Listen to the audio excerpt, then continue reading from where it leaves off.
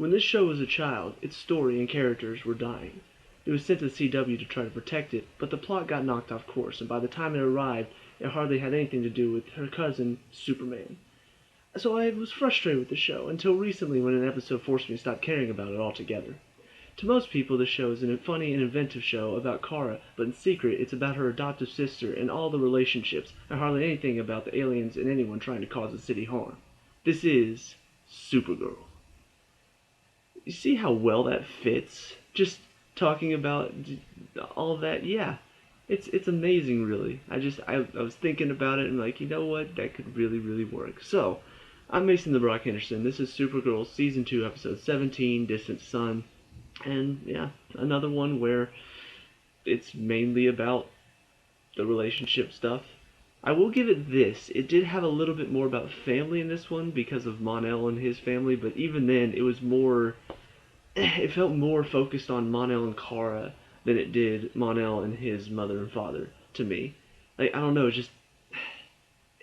it felt like she's trying... Kind of like how Mon-El trying to force himself into the whole thing with Jeremiah returning. Same thing here. It feels like Kara's trying to force her way into his family dispute. And I'm like, it could just be an interesting story about Mon-El and his family trying to reconcile, but no, let's turn it into, oh, the parents are trying to kill Kara, and now they're trying to remove her from the picture altogether, which means it is about her. It's like, oh, great. So, let's talk about some of the things that really, really, really do not work before we get on things that just don't work. So, first thing, and probably the dumbest thing about this, is all of a sudden Alex and Maggie are out walking and they run into another woman and Maggie starts acting awkward and I'm like, oh, great. We get more about them in this episode because that's what I care about the most. The storyline. This storyline, I've seen it done and I don't like it and now we gotta deal with it.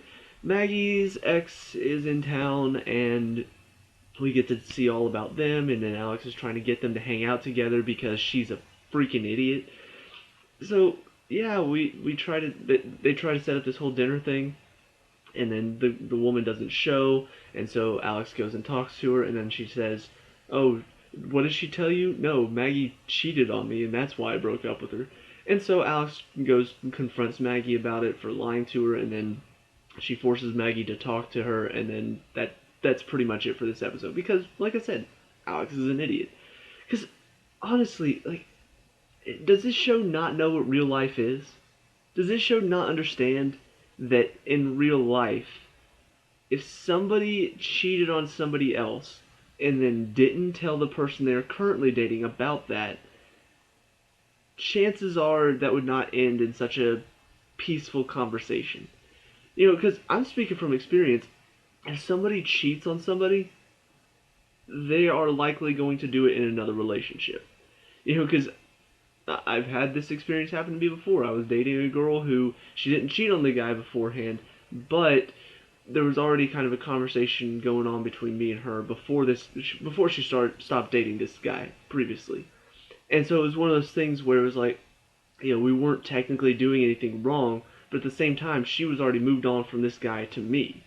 And so, by the end of our relationship, she'd already moved on from me to another guy, but because I wasn't as willing to let her go, she just went ahead and cheated. And so, I'm thinking about it from this point of view. I'm thinking about it as far as Maggie's concerned. If she was willing to cheat on another girl before, she's probably going to be willing to cheat on Alex now. And yet Alex finds out that she's been lying to her about why this girl broke up with her. She actually made it sound like the girl was the horrible one for, like, what the things that she said to her. And I'm just like, no, if this were realistic, which this show is all about relationships, which is already dumb, but now you're going to be very unrealistic with these relationships. You know, the whole Kara Mon-El thing being dragged on for, what, 5 or 6 episodes? The whole Alex and Maggie thing, which now has turned into she lied to her, but Alex is just completely fine with it because we can't have anything stressful or anything bad happen to our characters, guys. We can't have any of that. We can't have anybody, you know, all angry and upset. No. We gotta be happy. We gotta be cheery, because that's what the show is all about. So that was dumb. And on top of that, it just, overall, this entire thought of let's just have more about Maggie and Alex. I'm tired of seeing about them. I'm tired of seeing half of the show dedicated to Maggie and Alex because it's Kara's sister. Why do we care so much about Kara's sister? And I've said this before, you switch over to The Flash, what do they talk about most of the time? Barry and Iris. Or Barry fighting somebody. Barry being the Flash. It's all about Barry. This show, half of it is about Kara, and even that half is mostly about Kara and Mon-El. It's hardly about Kara being Supergirl. You flip over to the other half, it's about Alex and Maggie. It's about Win and his girl. It's about Jimmy trying to be Guardian. It's about all the side characters. We get half of this show dedicated to the side characters when it's called Supergirl. Most of the show should be Supergirl. Most of it should be Kara something. If you want to make it about Kara Mon-El, fine. But also have her being Supergirl as well. But the problem is we dedicate so much time to the side characters that whenever we get over to the Kara side of the story, over half of it is Kara Mon-El, and so the little bit that's left is her being Supergirl. And that's all we get. So, yeah, I'm really, really tired of seeing Alex and Maggie. I'm tired of seeing their stupid relationship. I'm tired of hearing about them. I'm tired of them focusing on side characters in general. But Alex and Maggie are they're so obnoxious. They're so annoying whenever they're on screen. And on top of that, it's clearly a ploy for this show to try to say, oh, look, guys, homosexual relationships are great. You should support them, and if you don't, you're a horrible person. And I don't know, whenever a show gets like that, I want to say, you're stupid. Go somewhere else. So, that part of it was done. Let's talk about Mon-El's parents and their story for this one. Because Kara's got bounty hunters coming after her, which there were only two. Yeah, fail? You have a concept of a bunch of bounty hunters come to try to kill Kara to get a bounty on her head, and you only use two. One was this weird looking thing that was defeated literally within, 15, 20 seconds? Like, Supergirl shows up, and she blocks his laser eyes, and then for some reason she and him go laser eye to laser eye, and he knocks her back with her laser eyes. So, either his laser eyes are strong enough to knock her back, or they're not strong enough and she just blocks it easily. Take your pick, you can't do both. So then he does his laser eyes again after she punches him a few times. She blocks it with her hand, shoves her hand over his eye to where it I guess bounces off into his eye. So could have killed him, but no, he's completely fine because we don't kill on the show. And so that was the first one. The second one somehow controls Mon-El with his mind. I don't know how. We never explained that. Apparently he's a telepath. But to stop him, Wynn goes behind him with a stapler, pretends it's a gun, and this telepath just surrenders.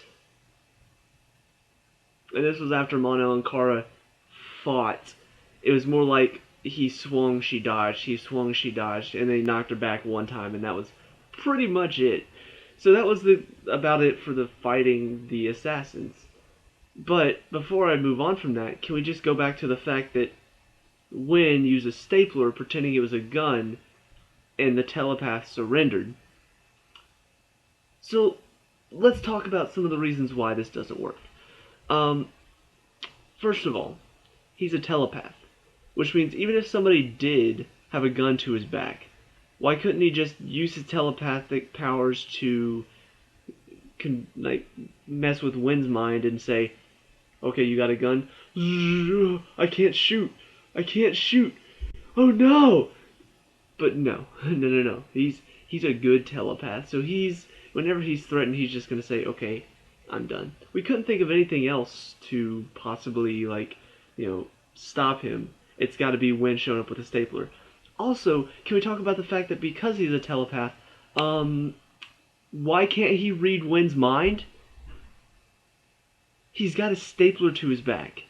And this telepath goes, oh, I can't read your mind right now to find out whether or not that's an actual gun in my back.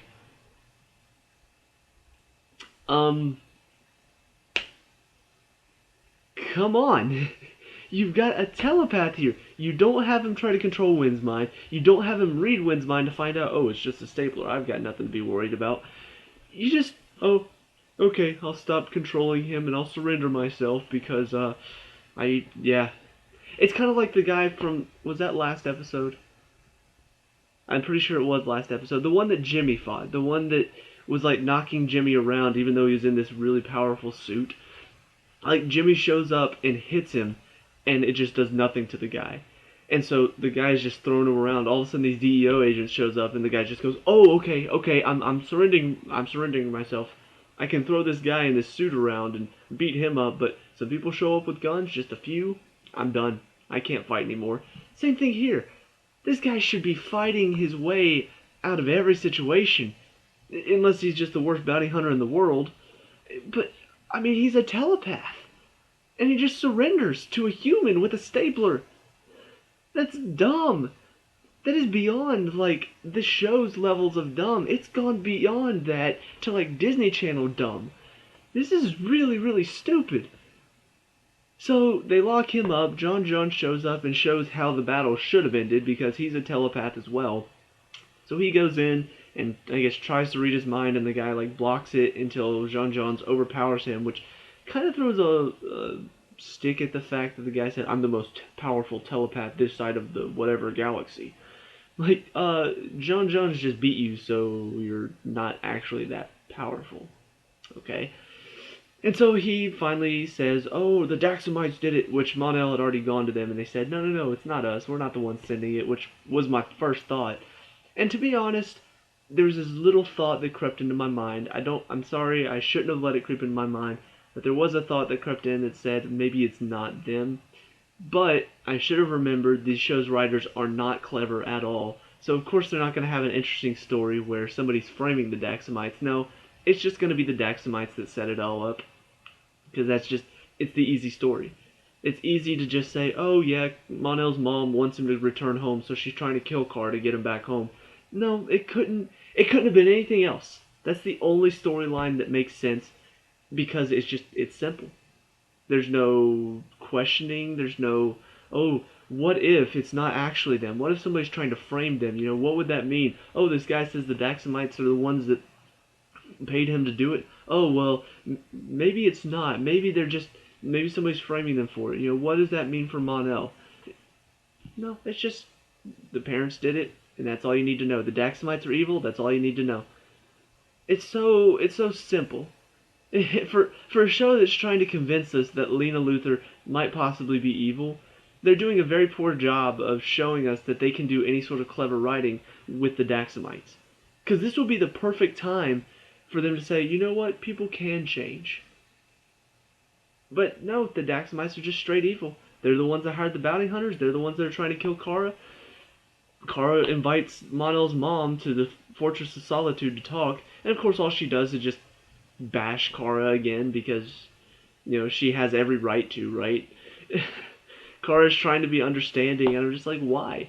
Why are you trying to be understanding? She's very clearly showing she cannot change. She comes down, she's like, "Oh, your planet was so horrible. Oh, you guys are so terrible. Oh my gosh. You're trying to be very nice to me? Oh, well, you're just a horrible person for that." Just, Kara could have bought her, like, 10 million puppies for her to enjoy, and she'd be like, "I hate puppies now. Now, puppies are dead to me because of the fact that you bought them for me. If you bought me cats, I would have hated cats too." It's just...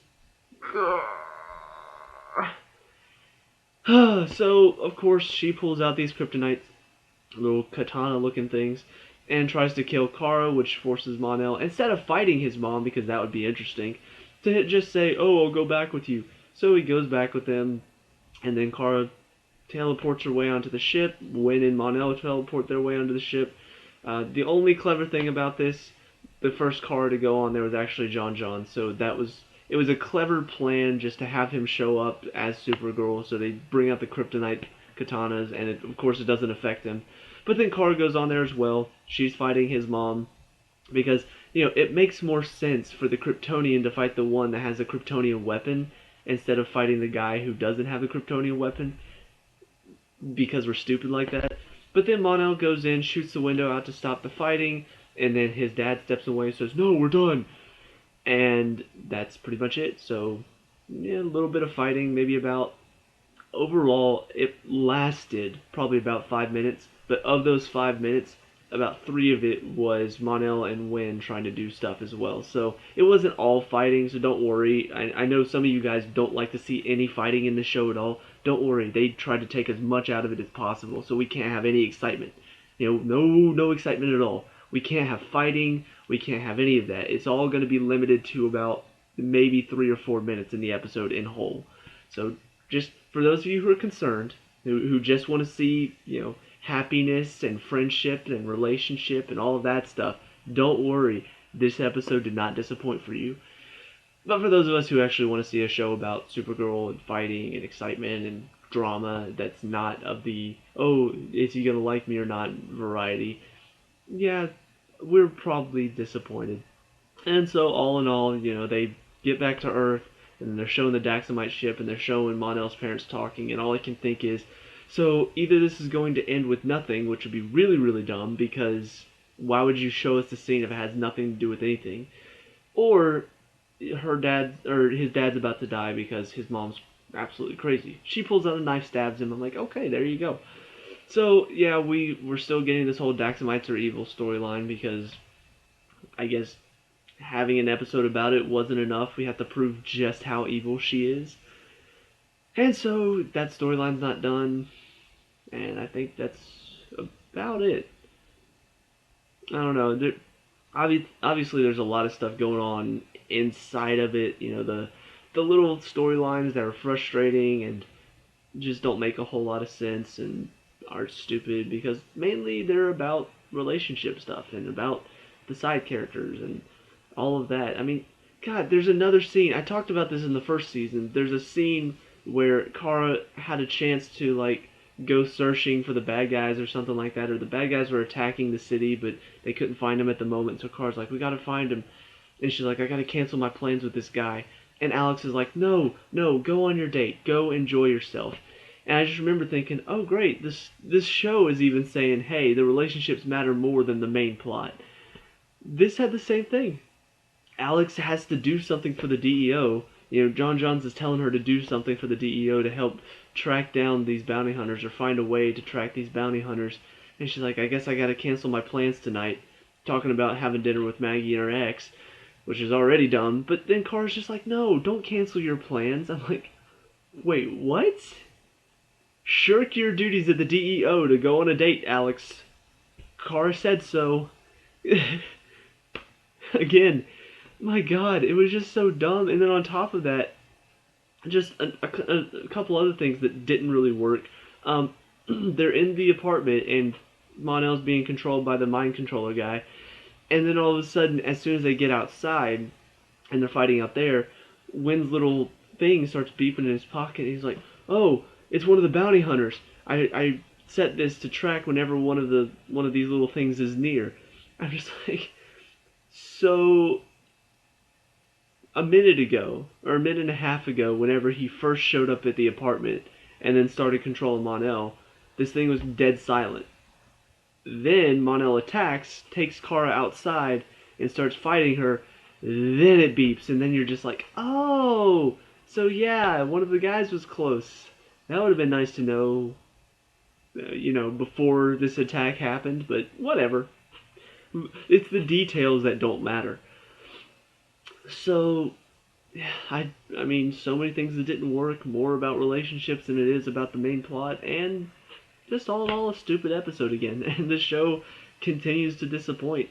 So, I don't know what else to say. This, as far as I can tell, IMDb-wise, this show continues to get good ratings, or at least average ratings. They have dropped a little bit. First half of the season, it was mainly 8.0s or higher, which is still way too high for most of the episodes in the first half of the season. I mean, the Superman episodes were good. After that, though, it really dropped off, and they continue to just get 8.0s or higher. Now, they're down to 7.6 in that range, but that's still way too high for this show. I mean, considering some shows which are actually pretty good. I mean, The Walking Dead this season has gotten a 6.8 and a 5.8. Now, granted, the 5.8 was kind of a dumb episode, but it's still more exciting than this show.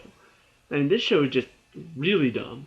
And somehow it continues to get extremely high ratings given the fact that it's just probably one of the worst shows on TV right now. It's definitely the worst show in the CW. or at least the Arrowverse CW.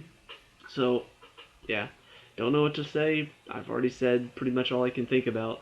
So, yeah, let me know what you guys think down in the comment section below. What did you like and dislike about this episode? Let me know. We can talk about and discuss all the good stuff. Leave a like and subscribe for future Supergirl reviews. And I'm heading back to playing video games because it's much more fun than this. Peace out.